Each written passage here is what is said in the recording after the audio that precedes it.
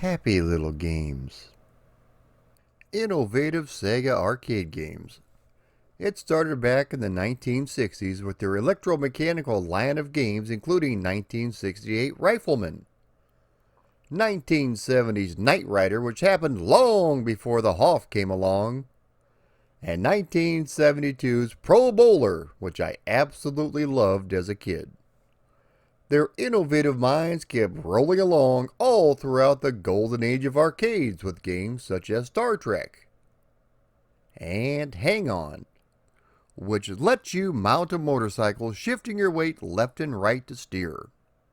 They also introduced arcade goers to motorized moving cabinets such as Power Drift,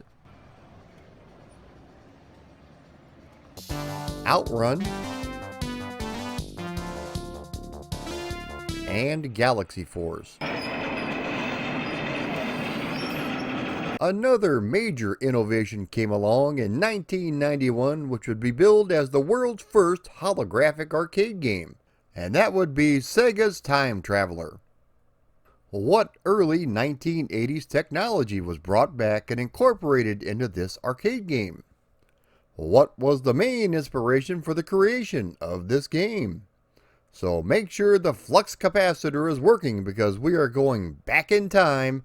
This is the history of Sega's Time Traveler. The year is 1990 and video game designer Rick Dyer has an idea for a game that would incorporate elements of old technology while bringing it into the modern era. Mr. Dyer was no stranger to innovative technology when it came to arcade games, as he designed the widely successful Laserdisc game Dragon's Lair. He would also go on to design Thayer's Quest, but that's for a different video at a different time. After the Laserdisc boom had faded, Mr. Dyer had went to work for a small company in Carlsbad, California, when he came across an article in Replay magazine. The article was about a product called Dell Vision Micro Theater that created 3D holographic images. The technology had actually been invented by Dentsu in Japan and used primarily for advertising and point-of-purchase displays. It licensed their property to tech company with design in mind for use in American products. They debuted it at the Winter 1990 Consumer Electronics Show, with a demo of a ballerina that seemed to dance across the glass surface and multicolored fish floating in space. Some called this the hit of the show. After reading the article, Mr. Dyer contacted Design in Mind and inked a deal to use the technology in video games. He had just managed to beat out both Capcom and Leland, who were also interested in the technology. Allen Design, and with Design in Mind, formed a new company called Hologram Ventures and started designing video games. The game used a parabolic mirror shaped like a quarter sphere to project an image into space. While not a true 100% hologram, it does reflect a very convincing holographic effect. One issue early on that Mr. Dyer had was that the mirror cost $7,600 apiece, which was far too high for use in any sort of arcade game. He managed to find an aviation company who had made canopies for fighter cockpits who were able to produce the mirrors at a much lower cost. The next step was designing the game. He had thought about doing traditional cel-shaded animation, but did not want to do something he had already done before. He instead went with live-action full-motion video, which was something arcades had not seen in holographic form. To do this, he had to go back to an old friend he had used in his Dragon's Lair arcade game, which was Laserdisc technology. Thankfully, a lot of the bugs and glitches were fixed in these newer models, so they were much more reliable. He was inspired by the movie Back to the Future with its time-traveling aspect, as well as the holochess game that Chewbacca and C-3PO are playing in the original Star Wars movie. A casting call was sent out and over 1,000 people auditioned for the 36 speaking roles in the game. Hollywood stuntman Steve Wilbur won the lead part of Marshall Graham. Las Vegas aerobics instructor Leanne McVicker took on the role of Princess Kyla, and Robert Manigan won the role of dastardly villain Volkor. Filming took place in San Diego with a crew of 5 people. Approximately 30 minutes of video was shot for the game, including a full digital soundtrack. There were no backgrounds as everything was shot on a green screen. To get the game ready for the 1991 American Coin Machine Exposition Show, Rick Dyer's team worked 24-hour shifts for the last 10 months.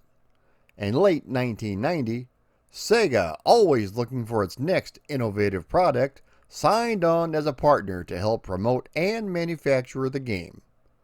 The game was a huge success at the show, and Mr. Dyer saw great things on the horizon, similar to when Dragon's Lair was released. Time Traveler was released in 1991 by Sega. Billed as the world's first holographic video game, the special effects were absolutely breathtaking and still hold up today. Looking at still images on YouTube videos do not do it justice. Since the images appear to actually float in open space, the first thing people try to do is touch the hologram. It is that realistic. The game sees you take on the role of Marshall Graham, who has been recruited by Kyla, Princess of the Galactic Federation, who has traveled back in time from the 26th century to take down renegade scientist turned evil villain Volcor. He has found a way to disrupt the space-time continuum, and it's up to you to travel to certain points throughout history and stop all of his evil plans once and for all. The game starts in 1873, and after that there are a number of random scenes you have to complete on each stage, before traveling to different eras such as 50,000 BC,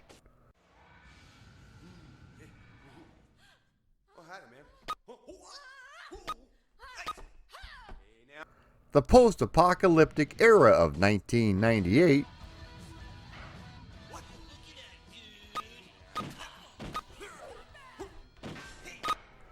the Middle Ages,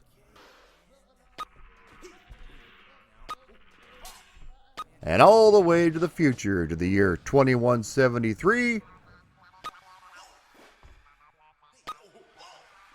and also 2552.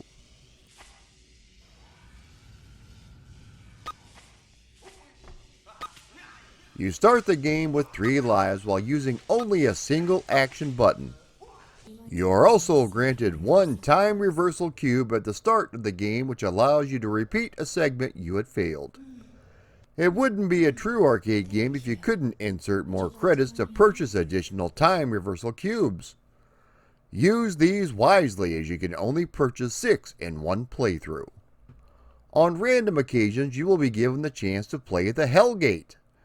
You could win a time reversal cube, an extra life, an extra credit, or lose all of the above. The game is essentially a full motion video game similar to Dragon's Lair, where you have to react to circumstances in the game by either shooting or dodging. It's basically a memorization game, but you have to be quick to input the correct response. In early outings, you will fail almost as much as I did trying to get a first date. If you do manage to make it all the way to the end, you rescue the princess, stop the dastardly Volcor from tearing apart the space-time continuum, and save the day.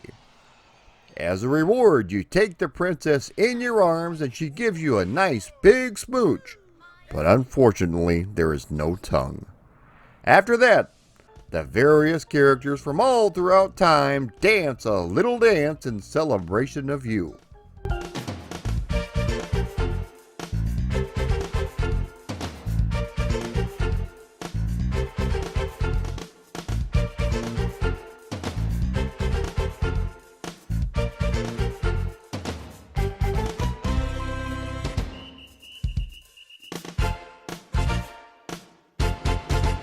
While the holographic effects are still innovative to this day, the actual acting and green screen effects are not.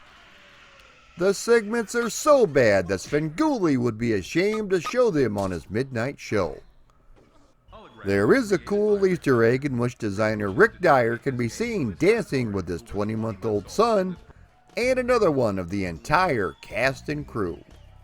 As I mentioned, it's a standard full motion video Dragon Slayer style game, so if you enjoy these types of games, you'll love this. When it was released back in 1991, it was a big success, and for a time earning upwards of $1 million a week in revenue. Impressive, but not quite as much as Dragon Slayer. A few months after this was released, Street Fighter II came along and blew everything else out of the water. The game was quickly left behind, but Sega had another plan up their sleeve.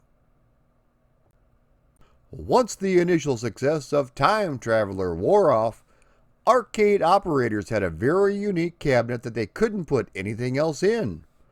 Rather than scrap the cabinet completely, Sega decided to offer an upgrade the following year. Sega decided to cash in on the one-on-one fighting craze, but this time used holograms as a selling point for its fighting game Holism. If you've ever played Street Fighter II and thought 8 characters, that's way too many, then this is the game for you. Rather than use Laserdisc technology, this ran off the System 32 hardware, and to be honest, I'm surprised at how basic it is. The game is a 1 or 2 one-on-one fighting game in which you can select from 4 generic characters.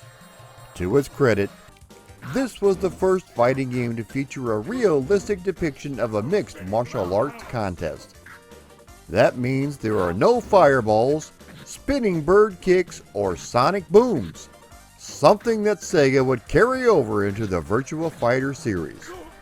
Your roster includes Dampei Yegan, the Muay Thai kickboxer, Chen, the Kung Fu master, Karate Shihan Dave, and a giant hulk of a man by the name of Jack Garrison, who resembles John Cena only on steroids. Unlike the 6-button layout found in Street Fighter, this one offers only 2, one for quick strikes and the other for fierce attacks. Each character has at least 3 special moves they can perform with a specific joystick motion. Pulling back on the stick will block, similar to Street Fighter. The play area is very limited due to the zoomed in feature of the camera, giving everything a claustrophobic feel. While the animation is decent, the speed of the game is a bit too slow and clunky for my liking. Also, with only 4 fighters to choose from, it won't be long until boredom and repetition sets in. This game made even less of an impact in the arcades than Time Traveler. Visually, it's still impressive, and like Time Traveler, YouTube videos or photos do not do it justice. It was never ported to any home system. In the year 2000, there were 2 versions of Time Traveler released by Digital Leisure. The original Windows release was not very good, featuring grainy compressed video. The DVD version was much better and was also marketed as being compatible with the PlayStation 2 and Xbox. It also offers a 3D mode and a pair of red and blue anaglyphic glasses. If you would like to try this game out yourself, you can download a legal free ISO from archive.org. It is a pretty big download, clocking in at 4.3 gigabytes. If you're curious, I will leave a link in the description down below. Sega's Time Traveler was a definite novelty when it debuted in the arcades back in 1991. Similar to the buzz surrounding Dragon Slayer, the innovative visuals were a sight to behold, even if the gameplay was severely limited. There are still a number of these cabinets out in the wild, so if you happen to come across one, be prepared to be amazed. Everybody should try this at least once, so if you happen to see it, be sure and give it a shot. You'll be glad you did. If you enjoyed this content, be sure to leave a like, comment, share, and subscribe. Also, if you want to support me on Patreon, please click the link below. Thanks for watching.